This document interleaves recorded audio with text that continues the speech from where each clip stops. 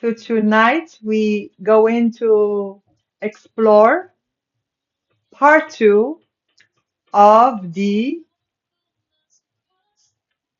power of language. Hello, Joker. Hi, Yassine. Hi, Shams. Hi, lovely people. So today we are going to explore the part two of the power of language. Yesterday it was part one, so today it's going to be part two. And of course, I'm going to give you a brief about what we talked about yesterday. For those who are joining and who doesn't know me, so I am an NLP coach, trainer, and consultant. All right. Happy to be here between all of you. So NLP stands for Neuro-Linguistic Programming. It's practical framework that shows how your mind, your language, and your behavior are deeply connected and how each one constantly influences the others. So before digging deep and diving deep into part two of the power of language, I would like you to share with me, where are you located? I'm located in Miami, Florida. How about you? Where are you located? Let me see who's here. Hi, Ibrahim. Hi, Wissam. Hi, Aziz. Amir. Hello. Hello, lovely people. It's 8 p.m. here in Miami.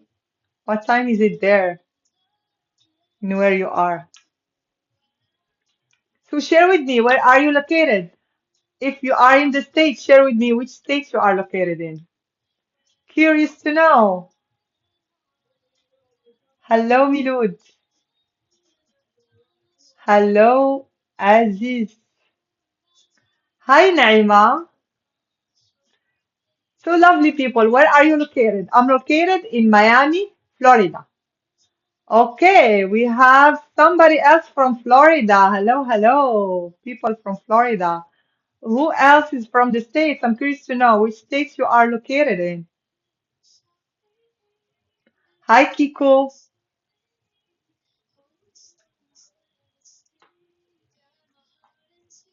Can you hear? Hi, Palestine. Hello, hello. Nice to have you again. Really nice to have you again. So today's topic is the power of language. We are going to tackle the power of language, and today it's part two. Okay, somebody wrote Spanish. I don't speak Spanish. Hello, Mohammed. Hello, Adam. So for those who were not here yesterday, for the new ones, when you hear language, the word language, what is the first thing that comes to your mind? Or in your opinion, simply, what is language in your opinion, from your perspective? I'm curious to know. You can write it in the comments. What is language for you? In your opinion, what is language?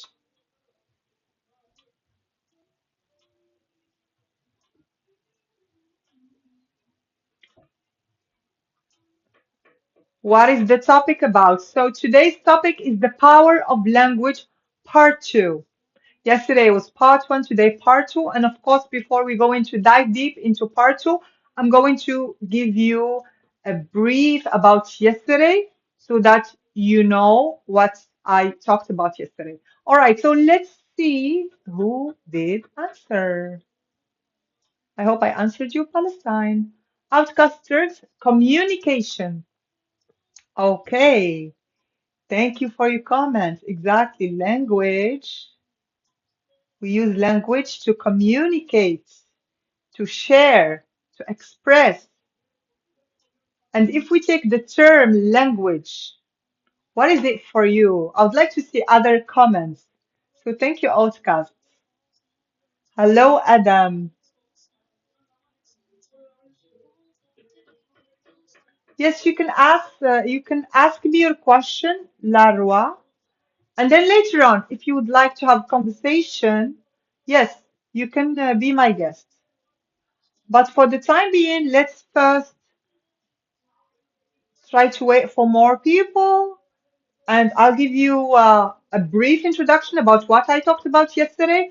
Then we go to dive deeper, and if anyone would like to join to have a conversation, to answer any question, I'll be happy to have you as my guest. Okay? Expression, yes, Naima. Language. We express ourselves through language. Hello, Simon. Hello, Abdul. Okay, let's see if we have more. I'm confused.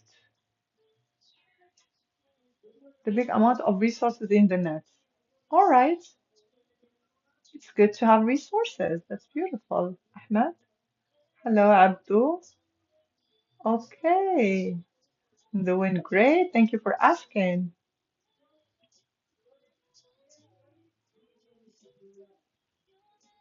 I want to have a specific strategy to improve my speaking. The specific strategy that you can have is to practice particularly the writing and the reading. So you need to write and you need to read, and then you need to speak and to listen. And practice makes perfect. The more you practice, the more you will be able to speak easily, fluently, and words will just flow easily. And of course, reading, as I said, reading, writing, listening. Okay, Milud. For your question, it's actually both. Let's see. So tell me, what is language in your point of view? What is language in your point of view? Okay, we have soul. Oh, I like it. Soul, that's beautiful. Language is a group of symbols using for communication between different societies. Oh, I like your answer, soul. That's detailed. I like it. All right. Shadowing helpful. What do you mean by that, Ahmed? Oh, thank you, Rinum. Happy to have you here. Do you have some group WhatsApp? No, I don't have a group WhatsApp. It's regarding what?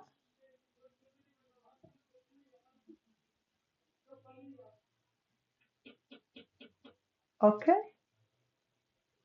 So Rinum, I'm happy to answer your question if you have any question because you asked me about if there is a group WhatsApp. But I do have a community in Instagram. If you'd like to follow me in Instagram, it's the same. It's nlpcoach.amal. The exact same. Okay, so for those who have just joined, I would like to introduce myself. So I am an NLP coach, trainer, and consultant. And NLP stands for Neuro-Linguistic Programming. And today's topic is the power of language, how language is powerful. And today's part two. So I'm going to dive deep into much more details today than yesterday. And of course, I'll share with you a bit. Oh, thank you, Rinom. That's so sweet. That is so sweet. So if any one of you would like to join later on to be my guest, to either to share his or her opinion, or even to ask questions, I'll be happy to have you here. All right. Okay. So I think we have good amount of people here.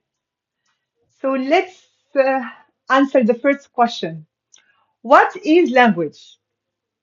So most people think that language is just words. Oh, thank you, Rino. Hello, Yasin. I like your name, Renome. It's cute. Okay, so for those who are asking, I'm located in Miami, Florida. Perfect.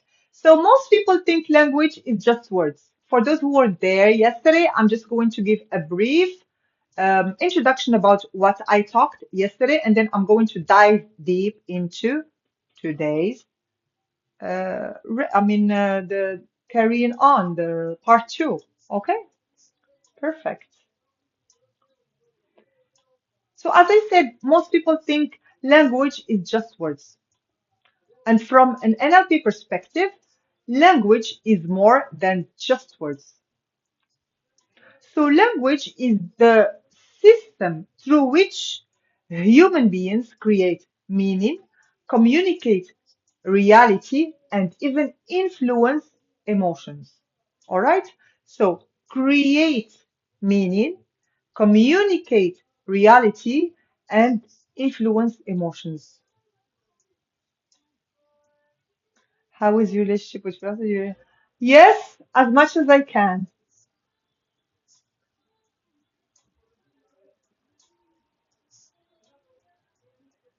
because NLP is actually for this is for Yassine. NLP is actually derived from psychology.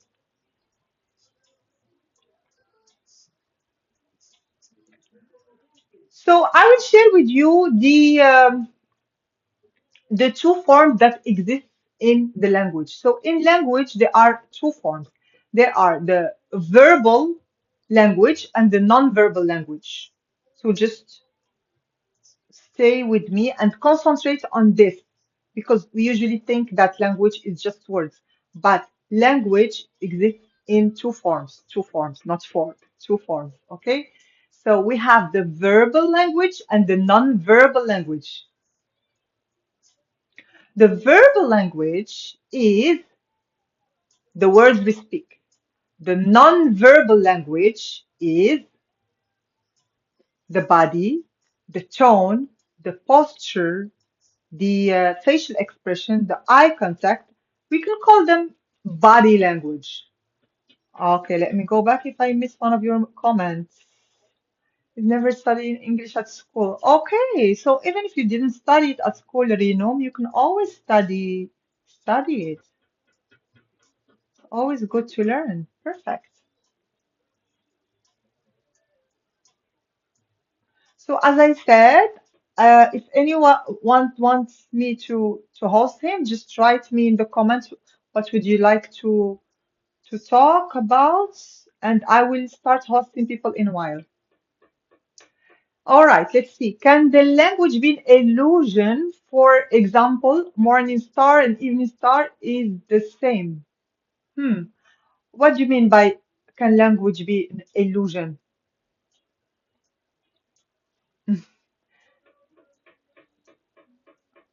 I really didn't get your point. Yes, Lynn. If you can clarify it clearly, I would appreciate that. Hi, GS. How are you doing? I think you were in one of my lives. Yes, I remember. Okay, perfect.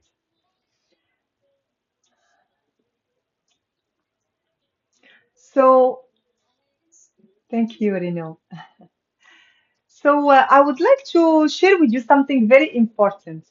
So, people don't respond only to your words. Okay? People usually don't only respond to your words. People respond to your energy and to the meanings behind the words. I'll give you a very simple example. Let's say if somebody is asking you, oh, I want to go eat in a restaurant, or let's go have lunch together.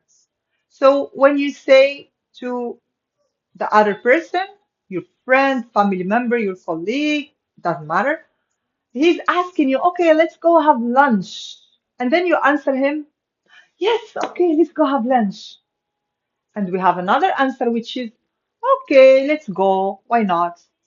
So in both cases, the words are the same. Okay? In both cases, you said, okay, okay, okay. But the energy that you demonstrate with your body language, with your energy, with your emotion is totally different. Like in the first situation, you were much more excited. Yes, let's go.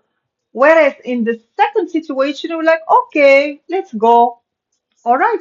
So this shows that words, only words, um, are not the only way that you can get the information or that you can understand what the other person wants to really mean. So the energy plays a role. And when you use, we say the energy, we are basically talking about the body language, which is the facial expressions, the eye contact, the posture, etc. Okay, let me see. I've been talking for a while. Let me see if there is anyone. So I'm waiting, Yasin, for your clarification to be able to answer you because I'm working to Marrakesh. Okay, so if you're working in Marrakesh, you know, you will be able to really learn English. People in Marrakesh speaks all languages. Oh my God, it's crazy. I love that. All right. I mean, the guide, not everybody. I'm talking about guides there. They literally can switch from one language to other. It's very impressive. Okay. Hello, Yusuf. How are you doing? Yes, if you would like to talk about the subject, we can do that. But to talk about today's subject, which is power of language. Perfect. Hello, Papa. Let me join. So I, hello, Optimist. Nice to have you again. Where have you been? Thank you, Rino. Hi, I am not a teacher. I am a coach, trainer, and consultant. And today's topic is the power of language. Hello, Mark. Nice to have you here. Okay, morning star and evening star, we can call the same star as two different meaning, which is an illusion. So actually, I kind of get your points here, Yasin, and I really like what you just shared with me. So, language, or particularly words, we can use them in so many ways. We can use them, let's say, if we talk about poetry, for example, you mentioned earlier philosophy. If we talk about poetry, um, the way poetry is said is lots of, I mean, we can call it illusion, we can call it analogy, we can call it metaphor. So the words, we can use them in so many beautiful ways to express feelings, to express emotions, to send the message. Okay, thank you for that message. All right, let's see. Questions, question, question. Is the nonverbal language is part of the verbal language? All right. Thank you, Sol, for this question. So I will. I will I will explain it in details. So language as a whole exists in two forms. When we say language, it exists in two forms. Okay? We have the verbal language and the non-verbal language. So the verbal language is the words that we are saying. This is the verbal language. And the non-verbal language is particularly our body language, which includes our facial expressions, eye contact, body posture, gestures. All right. So language exists in two forms, which are verbal, non-verbal. Verbal language is words, non-verbal language is body language, which includes posture, facial expressions, eye contact, gestures. Okay, I hope I clarified it to you, Sol. So my Instagram is nlpcoach.ml. It's the exact same one like TikTok. Okay, and I have their community. Yeah, and don't forget to follow so that you will be able to see my lives. As tomorrow I'm having the third part of the same subject. All right. Hello, Mohammed. I live in Miami, Florida. I was living in Dubai for a very long time, so I love Dubai. Power of words. Pardon. Hello, hello. Good evening. I'm doing well. Excursion. Okay. Nice to have you here. The language is the house of being. Oh, I love that. That's an analogy, like a metaphor. Ah, thank you, Rino. Thank you, Amani.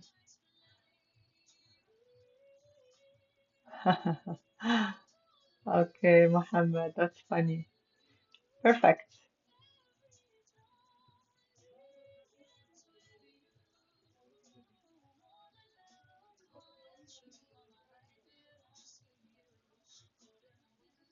Hello, Sheikh. How are you doing? Oh, so we have somebody else here from Miami. Hello, hello. Oops. Okay. So, if you have any more questions, do you want me to go to explain more about the subject of today? Why you don't answer? What was your question, Lynn? I don't know. Maybe I missed it. Sorry about that. So you can just write it down right now. Thank you, Rino.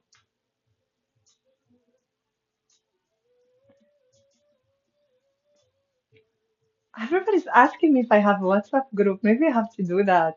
Well, I do have a community in Instagram, and my Instagram is nlpcoach.amal, the exact same one. But I'm happy to answer your question if you have any question here, Lynn.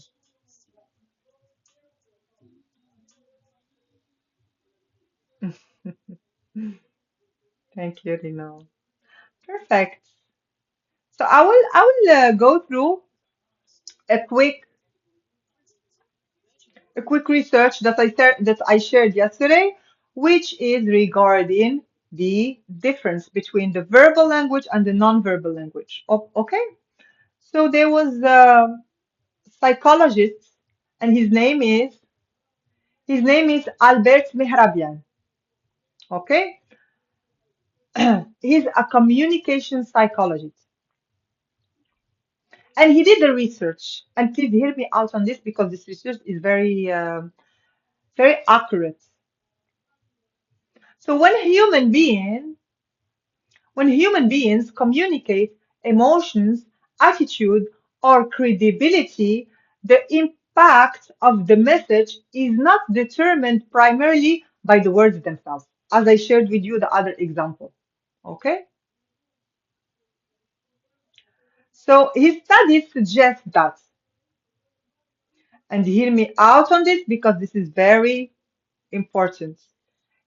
He said that only 7% of communication comes from the actual words.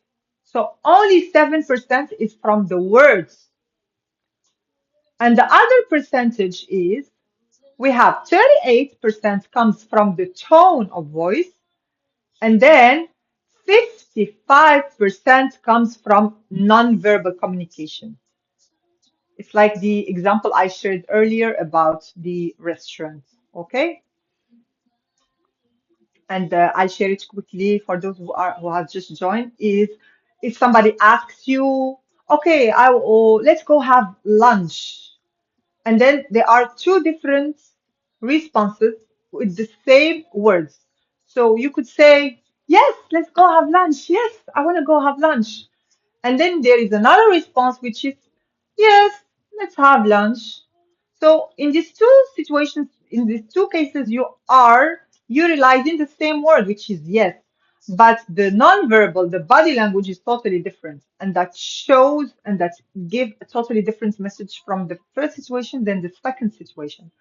So that's why 55% comes from the nonverbal communication, which is body language, eye contact, posture,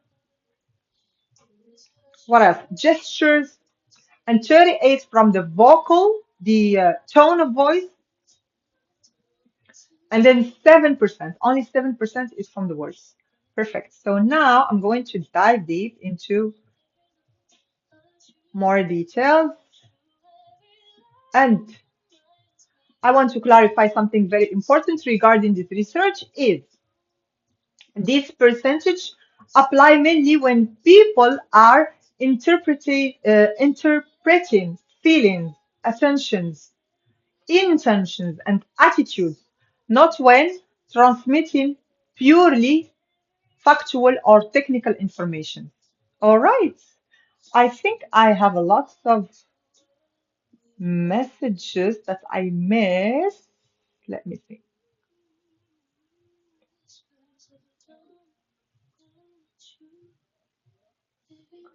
Okay, Sheikh, you can text me. Maybe we'll have a talk about it. The body language is more important in communication, exactly, Sheikh. So it's 55% of communication. Perfect. Let's see. What is your thought about fear of public speaking? So fear of public speaking is one of the international, I would call it, fears. And if you are able to work on that, that's that's a great achievement. I don't broadcast daily. I do live. This is to answer Lean. I do live Thursday, Friday, Saturday from 8 p.m. Florida, Miami time, Florida time. So which is Eastern time. So this week, the subject is about the power of language. Last week, I talked about the power of words, and next week, I'm going to talk about a different subject. So each week, I talk about one particular subject into three parts. Okay, so I'm going to have today, we are having today actually, and tomorrow. Tomorrow is going to be part three of the power of language. Okay, GS, all my support. Thank you. Hello from Germany. Hello, Moha. Hello, Aisha. Nice to have you here. All right.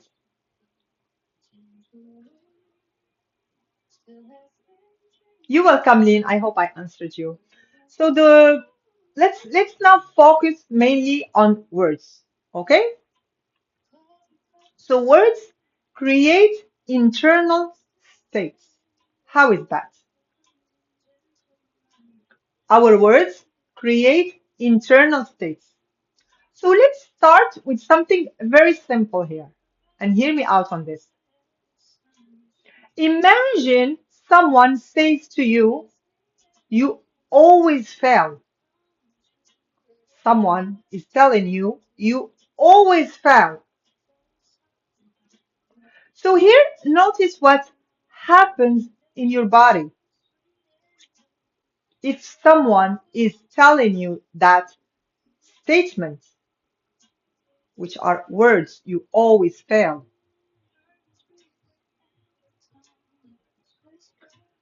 your energy drops, your energy drops because you're hearing something negative, obviously. Your mind immediately searches for evidence. Maybe he's right. Maybe what he said is accurate. So your mind starts searching for evidence. Now we're going to have another situation. Now imagine someone else says, you are capable. You will figure it out. You are capable. You will figure it out.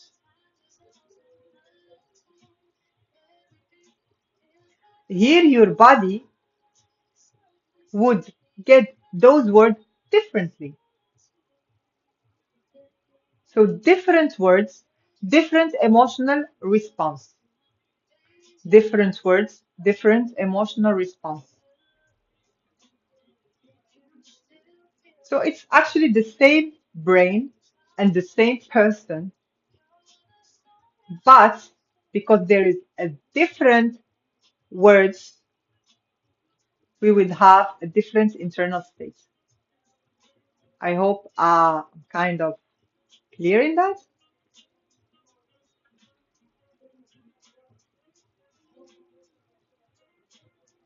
So in this case, words, internal states. Yes, internal states. Would you like me to explain what does it mean? My internal state, how I feel from inside? I'll give you time to type what you want to ask. Take your time. Yes.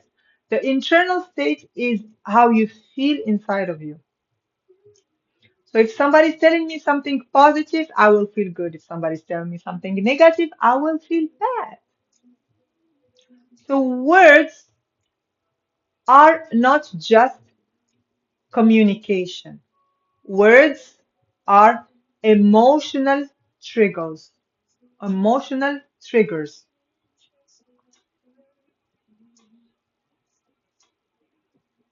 And what I mean here by emotional triggers, they trigger you.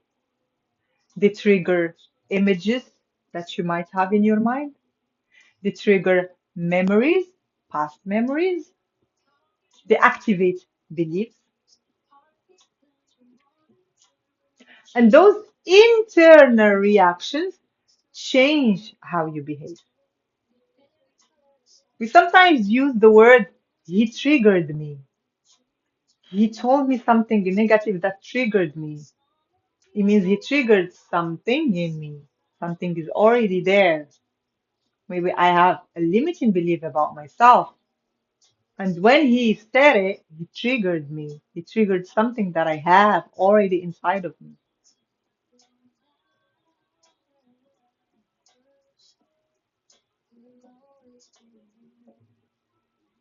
That's clear. Perfect.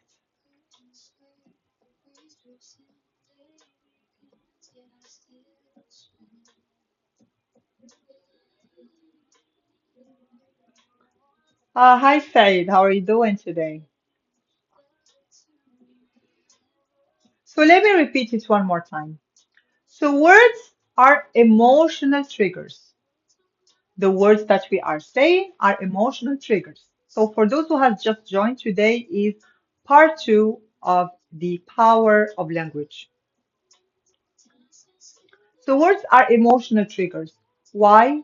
They are emotional triggers because they activate images, memories, and they even activate beliefs.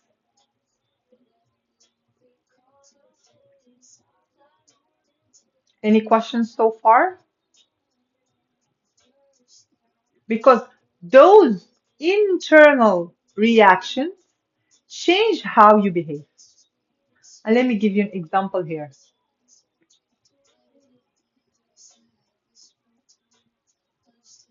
When somebody is having a conversation with you and he told you something positive about yourself, how does that make you feel? Let's say you're having a conversation and you share with him an idea and he said, wow, that's an amazing idea. How does that make you feel? And I would like you to write in the comments, how does that make you feel?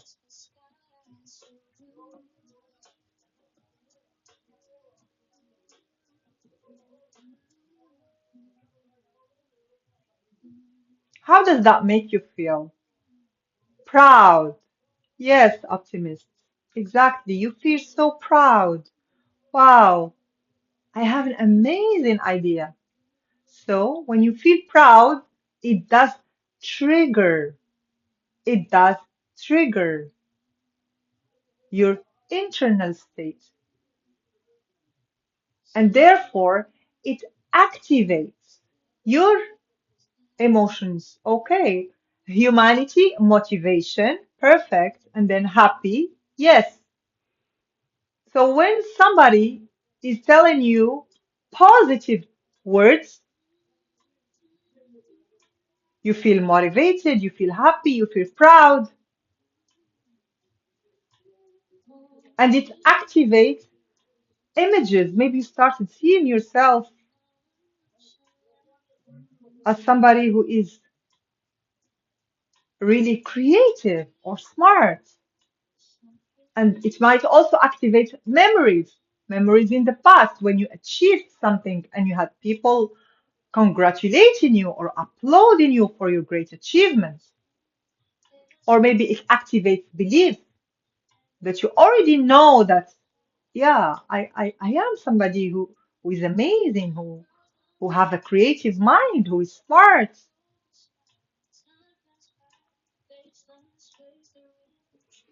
So I hope that my idea was clear about the fact that words triggers emotions.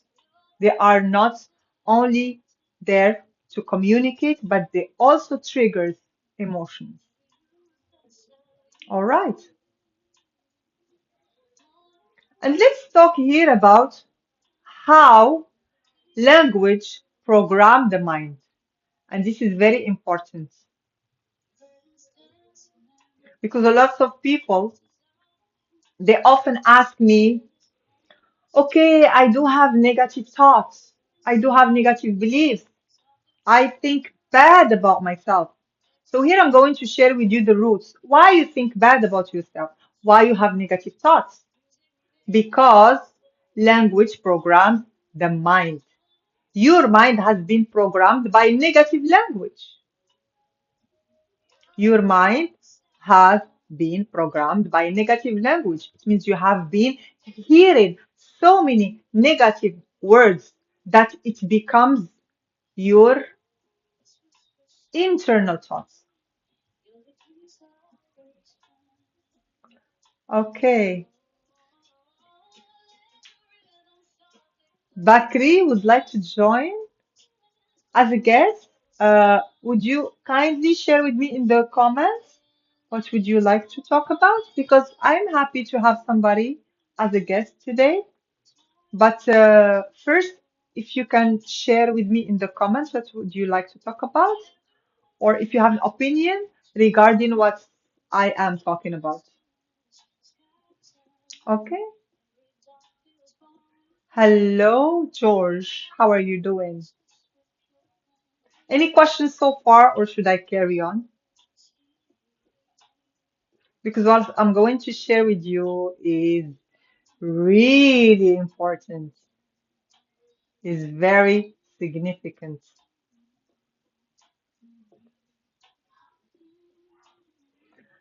I'm doing great. Nice to have you here, George. So, from an NLP perspective, and NLP stands for Neuro-Linguistic Programming, language is one of the main ways to reprogram the mind. And it's the way how the mind is programmed. Okay? How can we control our subconscious mind? Okay, that's an interesting question. So the subconscious mind is we call it is the first mind that we had, okay? Because the subconscious mind is created when we were kids between a baby to 6, 7 years old. All right. So what happened in that period is that we were absorbing a lot of information from our environment, from our parents, from our teachers, from everything that's around us. And what happened in that period is we did absorb the positive programs and the negative programs. Okay, so those negative, let's focus on the negative programs. Those negative programs are affecting us as an adult till now. So the only way that the negative subconscious program stop affecting us is by reprogramming the subconscious mind. And this is what I do in my coaching sessions, is to go to the root cause of any pattern that a person has and to reprogram it. Let me give you an example. For example, you are somebody who is perfectionist. You are a perfectionist. You want everything to be perfect. So if we dig deep, I know that it's a side of the of our today's subject, but it's okay, Said. I can give you an idea because this subject is needs one session by itself, but I can give you a subtle idea. So, as I said, what happened is, given the example of perfectionism, a person become perfectionist. Why? Because in his childhood, he had a belief that got installed in his subconscious, which is, in order for me to be loved by my environment, I need to be perfect. I should not do a mistake. I should have always good grades. Maybe that child, his parents, or maybe his teachers, or caregivers, or people around him were only applauding him, or were only congratulating him when he did something positive, when he achieved. So his mind had this belief: I'm only lovable if I achieve something. So when he grow up, he starts having this pattern of perfectionism, and he's doing it unconsciously, even without him knowing. So while he is doing it, he as an adult, he wants to change that pattern. He doesn't like to have it. It's a heavy pattern. So the right way to change it is not consciously, is not through behavior, is not trying to change your behavior. Let's say, okay, tomorrow I'll wake up, I will not be perfectionist. It won't work. It won't be effective. I'm sure that lots of people try that. But we need to reprogram the subconscious mind. And how we reprogram the subconscious mind is to talk to the language of the mind. And this is exactly what I do in my coaching session, is to reprogram the subconscious mind, and you will not have this pattern anymore. I hope I did answer your question, Said. And let's go back to our subject. Okay, I put nice music. I hope you like it. So let's go back to the language. You welcome, Said. Language programs the mind. As I said, language programs the mind. So I'm going to give you here a very simple example. And hear me out on this, Said, because this is related to what I just shared with you. So a child hears, for example, you are lazy. Like a parent, a caregiver, maybe his siblings, maybe his friends, whoever is telling this kid, you are lazy. And he's hearing it once, twice, 10 times. So what happened to this child? Eventually, this sentence become internalized. And what do I mean by it becomes internalized? It means he will start thinking that he is lazy. And I'm sure that some of you would, I mean, would have situations like that. You're talking to a friend of yours or even yourself. Oh, I'm a lazy person. Who said so? And if you dig deep, you must find that it comes from your childhood. Somebody from your family keep on repeating it so much so that you internalize it. You took it as your truth. Remember last week, for those who were there, and we were talking about thoughts, and I mentioned that you are not your thoughts. That is a thought. You are not your thoughts. So you need to dig deep. And if you have any negative thoughts, try to understand those thoughts are whose thoughts. And usually, if they are negative, they are somebody else's thoughts that he repeated them constantly, that they become internalized. All right? So, as I said, the sentence becomes internalized because the child heard it so many times that he thought that it is his truth, that we are late. Exactly, said. And the exact same person, after years, when somebody is talking to him, he would say, I'm lazy. But here I would like you to ask yourself a question. Was that ever a fact? Was that ever a fact? If you have any negative internalized thoughts, just ask yourself that. Was that ever a thought?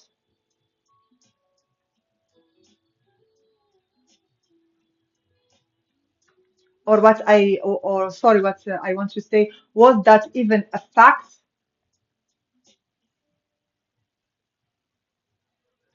Or was it simply a repeated sentence that became identity?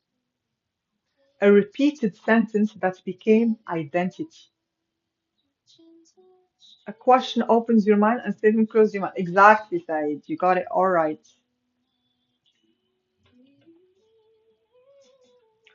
So here, going back to language, which is the topic of today, language repeated over time becomes belief, and belief shapes behavior.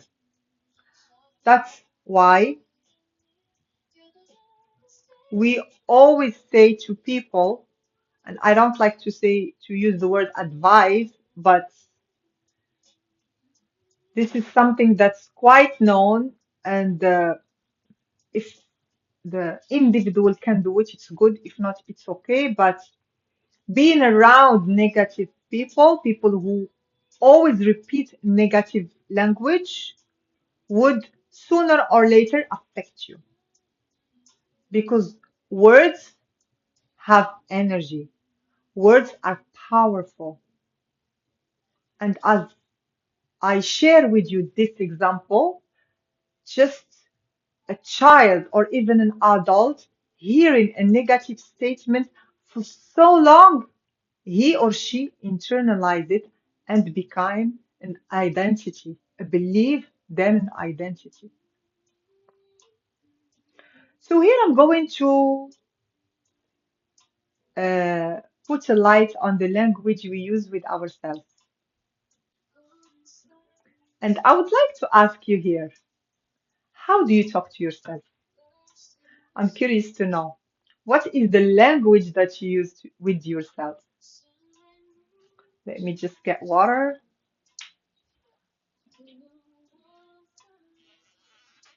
Because we usually pay attention to the words that we say to others. How about the words that we say to ourselves? Just take a couple of seconds or minutes and think deeply. What are the words that I constantly repeat to myself, which we call it your internal dialogue?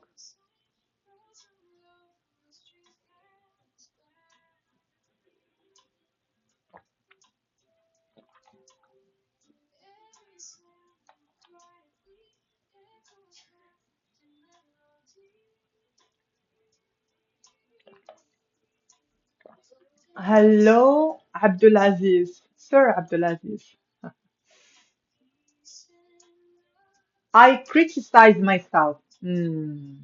Thank you for sharing, optimist. Thank you for being vulnerable and sharing something like that. Okay, who else? I'm curious to know, how do you talk to yourself? What are the words that you use while you're talking to yourself?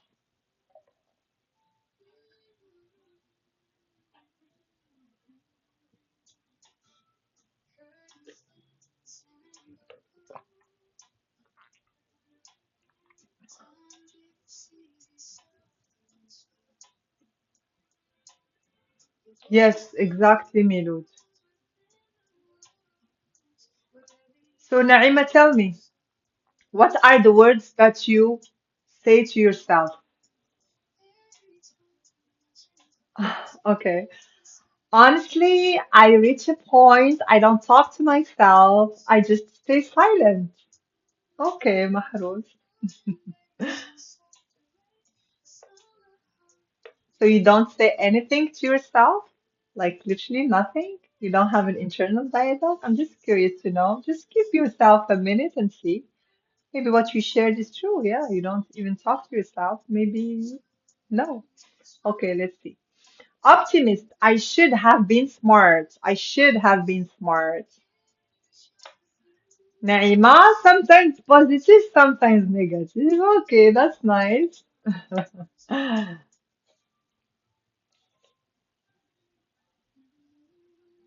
Who else? How do you talk to yourself, people? What are the words that you use when you talk to yourself? I do have internal dialogue, but it just stopped. People seem to never change. So what's the point? That's your point of view, Mahro. Okay. So why do you think that people never change? Curious to know. And what make you change? Not to have an internal dialogue. How can I increase self-love and self-confidence, Sheikh?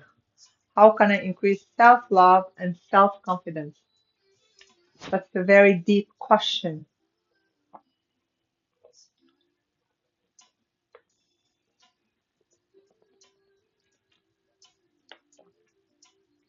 And I will tell you the best way to have self-love is to let's start with understanding yourself, being aware of the things that you are doing and that shows that you are not loving yourself. For example, I'm just giving example here, does not mean it's about you. Let's say people who are people pleasers. People pleasers do not love themselves. They put others um, first. So that's an example. So the very first step to change is to understand yourself, be aware, be honest with yourself, be honest with yourself. Why did I do that?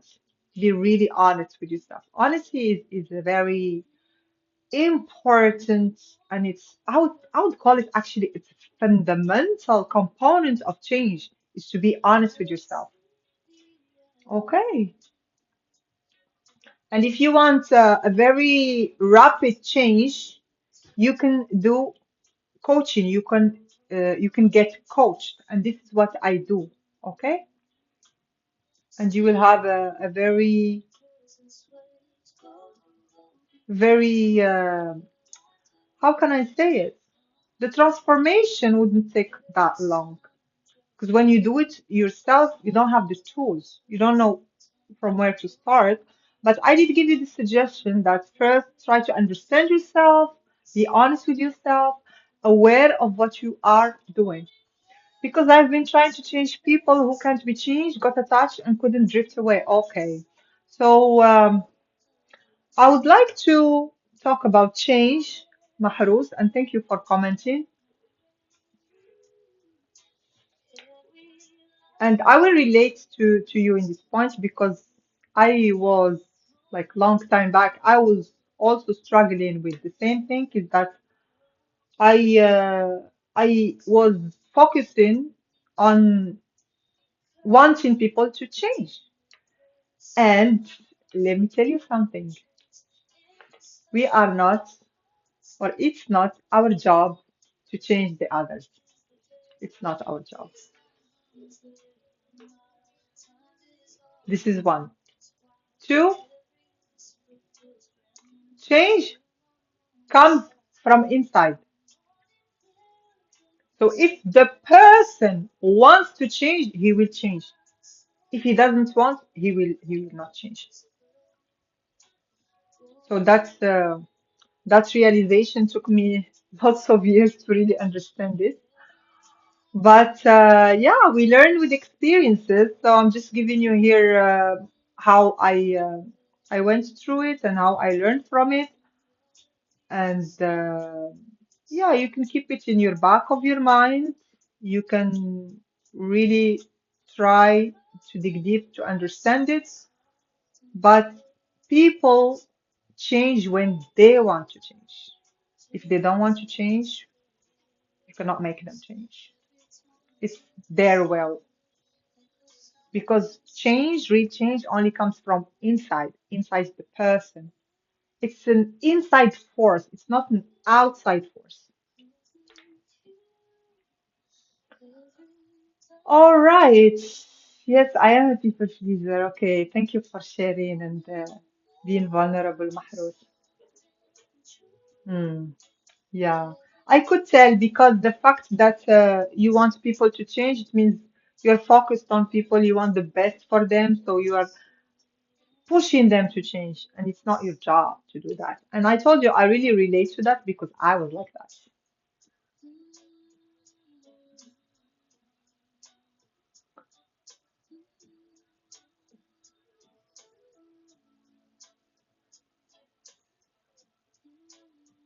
1 second. Just give me a second because TikTok is sending me a couple of pictures. I don't know why. Okay, maybe to make sure if. Oh, that's too much. Okay, I'm back. So I was talking with Mahrous. The person I wanted to change was like a brother to me. We grow up together. The change was growing. They changed as growing. Yeah, people change, and it's normal. You cannot say the same. Like, let me put it that way. You were not looking the same when you were 10 years old and when you are 20 years old. I really don't know how old are you. I'm just giving example. So you change from the outside and you change from the inside, which is normal. It's part of our journey in life, our growth. Hi, Dizzy.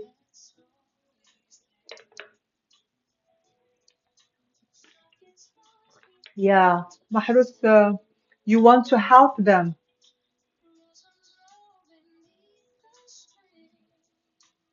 but they need to want to be helped. You cannot impose your help on them. They have to want it.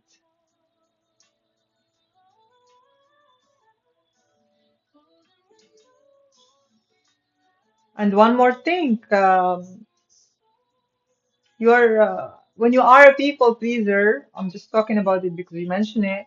When you are a people pleaser, you're concentrated on the others. You're not concentrated on yourself. So your mirror should not be on the others, should be on yourself.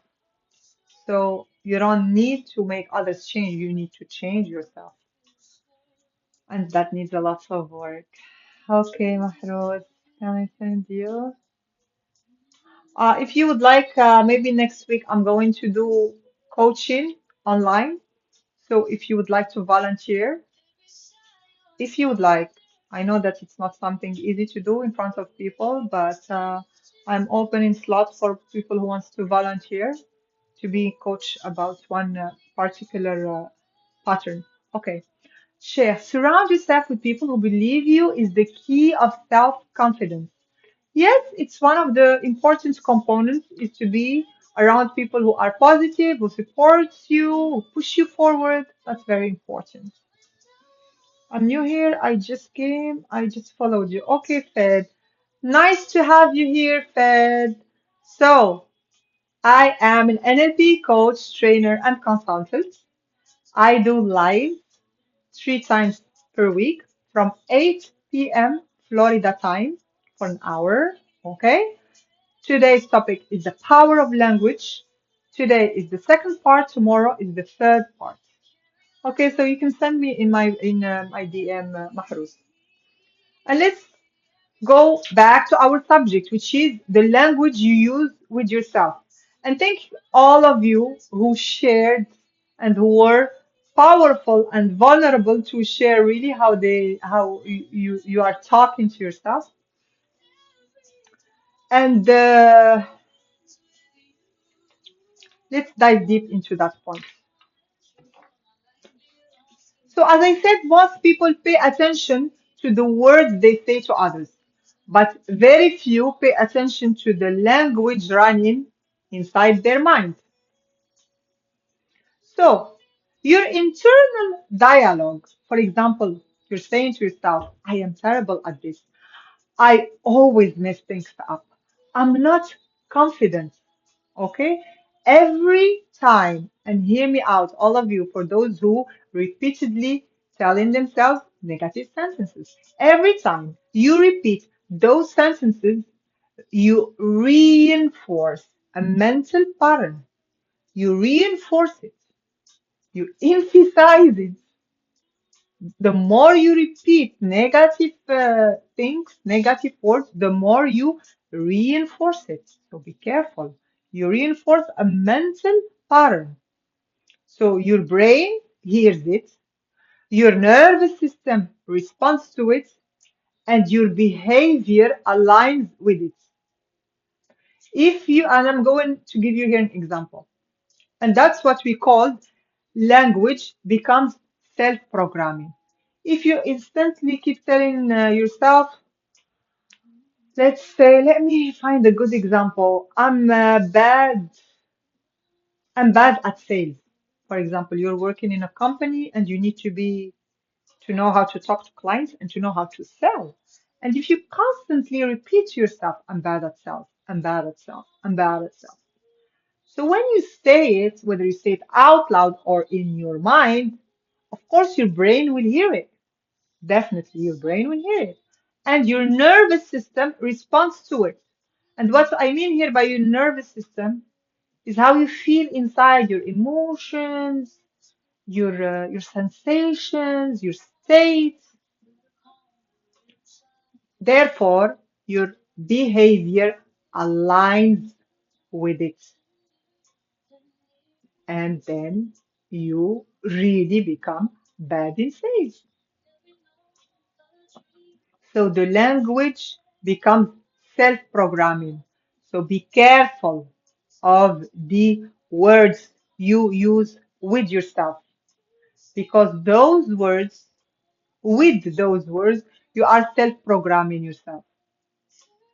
So now let's imagine a different scenario. Imagine a different internal language, not like the first one that I have shared with you, a different one, which is I'm learning, I'm improving, I can handle this. Look at me just saying it, I got excited because they're positive words, right? Are you achieve or you oh thank you, that's so sweet, Ibrahim. So when we say those positive words, what happens? A totally different scenario.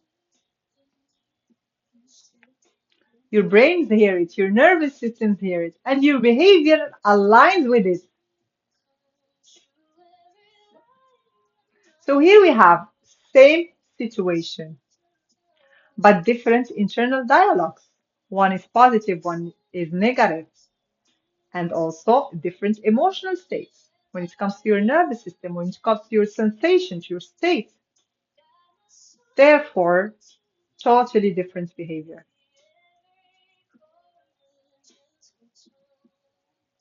So I'm about to end my life. For those who were here from the beginning, thank you for being here. I hope that I brought to you good insight, realization, and that you did learn about the power of language, the verbal, which is words, and the nonverbal, which is body language, tone, and the percentage of them that shows how much the body language is very important. And I will share with you the percentage, which are 55% is our body language, 30% or 38%. Let me just confirm it to give you the exact 38%. Exactly. 38% comes from our tones or voice, and only 7% is through our words. All right. So for those who were here, don't forget to follow, and see you tomorrow for part 3 for the power of language.